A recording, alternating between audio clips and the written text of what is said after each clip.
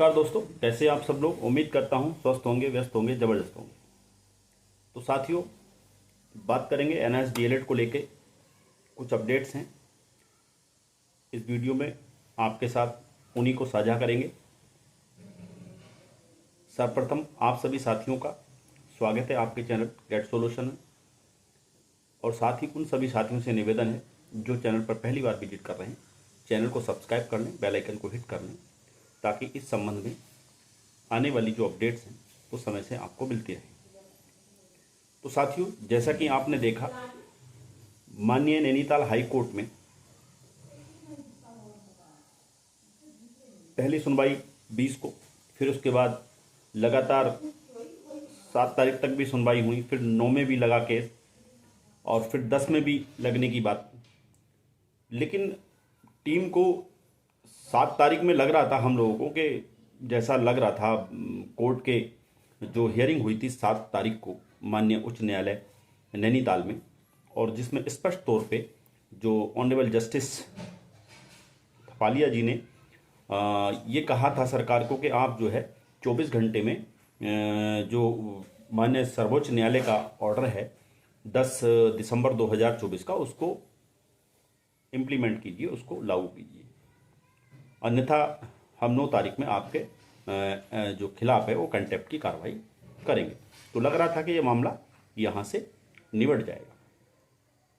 लेकिन उससे पहले जब 24 में सुनवाई हुई थी तो टीम को कहीं ना कहीं ये लगा था कि शायद माननीय उच्च न्यायालय नैनीताल से ये मामला अभी जल्दी से सुलझने वाला नहीं है। इसको देखते हुए उन्होंने जो है 7 तारीख में माननीय सर्वोच्च न्यायालय में जो हमारा ट्रांसफर पिटीशन केस है, जो Adarsh Kumar Srivastava versus Uttar Pradesh, state of Uttar Pradesh करके जो केस है, जिसका डायरी नंबर 16/788/2024 है, उसमें जो है जाने की तैयारी कर ली थी, और 7 तारीख में वहाँ पर जो है मामला रखा गया। ट्रांसफर पिटीशन केस की सुनवाई थी, जैसा मैंने आपको पिछली वीडियो के माध्यम से बताया था कि माननीय सर्वोच्च न्यायालय में 7 तारीख को 2 सुनवाइयाँ लगी हुई थी, जिसमें एक आदर्श कुमार श्रीवास्तव वाला केस था और दूसरा आपका आसाम से जो कौशिक दास वाला केस था।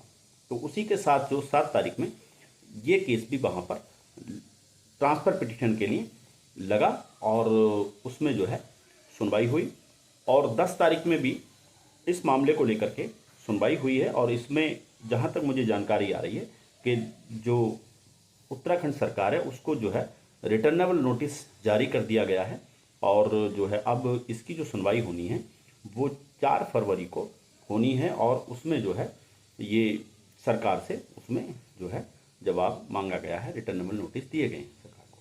ये तो रही ये मामला। इसके साथ साथ जैसा कि मैं लगातार जो जब से ये 10 दिसंबर का ऑर्डर आया है तब से मैं अपनी वीडियो के माध्यम से मेरा प्रयास यही रहा है कि मैं लोगों को अवेयर कर सकूं कि जो हमारी 2020-21 की भर्ती है उसको लेकर के फोकस किया जाए, और उसको रीओपन कराने की बात, या उसमें पार्टिसिपेट कैसे किया सकता, उसमें जिन लोगों ने आवेदन किया उनको कैसे उसमें जो है मौका दिलाया जा सकता, उसको लेकर के मैं लगातार आपके साथ चर्चा में बना हुआ हूँ।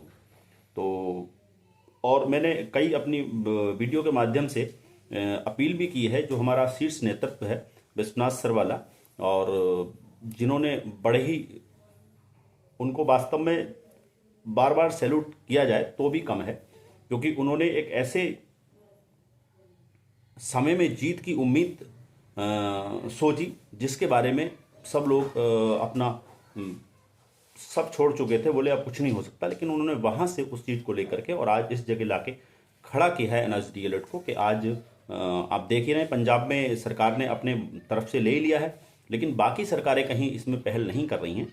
तो उत्तराखंड भी उन्हीं सरकारों में से एक है जहाँ पर वो कोई पहल नहीं है, और बल्कि मानने को तैयार नहीं है। सारी चीज़ें आपने देखी हैं, ठीक है। हाई कोर्ट में किस तरह से उन्होंने अपनी बातों को लगातार बदला है। पहले उन्होंने कहा कि जी ये 18 महीने का, उसको जब कंडेम्प्ट कोर्ट ने उस पर फटकार लगाई तो फिर कहा जी हमने अपनी जो भर्ती प्रक्रिया है, काउंसलिंग प्रक्रिया, वो पूरी कर ली है। उसके बाद फिर कोई मेमोरेंडम पता नहीं क्या किया है उन्होंने। तो मतलब अलग अलग चीज़ें उन्होंने पेश करी, लेकिन मानने को तैयार नहीं है। यानी कि ये जो सरकार है बहुत ढीठ सरकार कह सकते हैं इसको हम। तो हालांकि देखते हैं, अब माननीय सर्वोच्च न्यायालय में जब चीज़ें जाएंगी तो वहाँ से तो इन्हें मानना पड़ेगा। तो मैं बात कर रहा था जो 2020-21 वाली भर्ती थी उसको लेकर के मैं लगातार अपील करता रहा हूँ अपने शीर्ष नेतृत्व से कि भाई उस पर आप जो ध्यान कीजिए, और कहीं ना कहीं वो चीज़ें उनके दिमाग में पहले से थी और उन्होंने उस पर जो है काम किया है। और आपको मैं जानकारी दूं कि जो एक केस का लगातार मैं अपनी वीडियो के माध्यम से जिक्र करता आया हूँ, बिन मायावल केस, जिसका शायद डायरी नंबर जो है वो 803/2019 करके है। तो उसमें जो है जो केस नंबर है 2000 जो है वो 803/2019 करके है, जिसमें कि बीएड की जो एलिजिबिलिटी थी उसको चैलेंज किया गया था। और उसका निर्णय माननीय उच्च न्यायालय से जब अगस्त 2023 का निर्णय आ गया था, 11 अगस्त 2023 का जो माननीय सर्वोच्च न्यायालय से निर्णय आ गया था क्या है वो Devesh Sharma versus union of India वाले केस में, जिसमें एनसीटी का 28 जून 2018 का जो गजट है वो क्वेश किया गया था और बीएड को किसी भी प्राइमरी भर्ती के लिए अमान्य मान लिया गया था। उसमें ये आदेश था। तो उसको लेकर के उसके बाद जो है जब हियरिंग कराई थी तो उसमें जो है माननीय हमारे उच्च न्यायालय नैनीताल हाई कोर्ट ने यानी कि जो है उसमें आदेश दे दिया था कि जो बीएड भर्ती हुए हैं इस ऑनगोइंग जो उस समय ऑनगोइंग भर्ती थी 2020-21 वाली, उसमें वो उनको बाहर किया जाए, उनको हटाया जाए, ये आदेश वहाँ से आया था। जिसको लेकर के जो है 8 अप्रैल को एक एसएलपी लेकर जयवीर और एक और साथी थे बीएड के, वो दोनों लेकर के जो है माननीय सुप्रीम कोर्ट में गए थे। 8 अप्रैल 2024 को उसकी सुनवाई हुई थी ऑनरेबल जस्टिस गवई जी की बेंच में, और उसको वहाँ पर मनदीप कार्ला जी हमारे एआरओ जो हैं उन्होंने वहाँ पे उसको खारिज कराया था और वो एसएलपी वहाँ से खारिज हो गई थी। ये सब आप जानते ही हैं। उसके बाद उसमें रिव्यू भी लगा, इन्होंने फिर रिव्यू लगाया और वो रिव्यू भी उत्तराखंड हाई कोर्ट ने, वो नैनीताल हाई कोर्ट ने जो है वो खारिज किया हुआ है। उसके बाद भी जो है सरकार ने वो जो हाई कोर्ट का ऑर्डर है जिसमें बीएड को बाहर करने के लिए कहा गया है उसको इम्प्लीमेंट अभी तक नहीं किया है। तो उसको लेकर के जो है अब एनआईएस जो हमारा शीर्ष नेतृत्व है विश्वनाथ सर जी और उनके और टीम, उन्होंने जो है उसमें एक कंटेम्प्ट का केस डाला है। और उस कंटेम्प्ट केस में यही प्रे की गई है कि जो ये लोग हैं जो भर्ती हैं, ये इनकी जो भर्ती है वो सब्जेक्ट टू आउटकम थी बिन मायावल केस के, और उसकी जो अंतिम निर्णय है वो ये है कि इनको बाहर किया जाए। और सर्वोच्च न्यायालय से ये खारिज हो चुका है मामला, और जो है रिव्यू भी इसका खारिज हो चुका है। तो कंटेम्प्ट का मामला बनता है कि कोर्ट के आदेश का पालन नहीं कर रही है सरकार, तो उसको लेकर के वहाँ पे अपनी दावेदारी, अपनी नियुक्ति के लिए दावेदारी वहाँ प्रस्तुत करनी है कोर्ट के सामने, और इनको बाहर करने के लिए प्रे उसमें करना है। कंटेम्प्ट कोर्ट का मामला ये चलेगा। तो ये सारी चीज़ें देखने वाली हैं।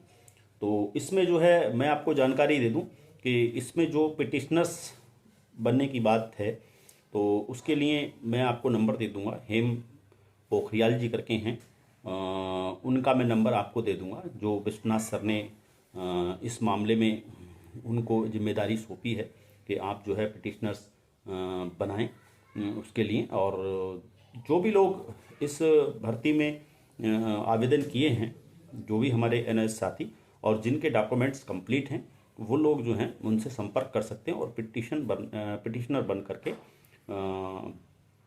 पिटिशनर बने, ताकि आने वाले समय में ये दिक्कत ना हो कि भाई हम पिटिशनर नहीं थे। कई बार क्या होता है कि कोर्ट मान लीजिए पिटिशनर्स को ही अलाउ कर दे, तो इसलिए पिटिशनर्स इसमें बनना ज़रूरी है और आप पिटिशनर जरूर बने। और आप जो है जो नंबर मैं आपको स्क्रीन पे दे दूंगा, दे रहा हूँ, स्क्रीन पे आपको दिख रहा होगा नंबर, उस पर आप जो है संपर्क करके उस प्रक्रिया को समझ सकते हैं कि कैसे पिटिशनर बनना है और क्या उसमें खर्च है, सारी चीज़ें वहाँ से आपको मिल जाएंगी। तो साथियों, ये कुछ अपडेट्स थी जो मैं आपके बीच लेकर उपस्थित हुआ। उम्मीद करता हूँ जानकारियाँ उपयोगी लगी होंगी। आप वीडियो में अंत तक बने रहे साथियों, इसके लिए आपका बहुत बहुत धन्यवाद। आगे जो भी इस संबंध में अपडेट होगी उसको लेकर के फिर आपके बीच उपस्थित रहूँगा। तब तक के लिए साथियों नमस्कार, धन्यवाद।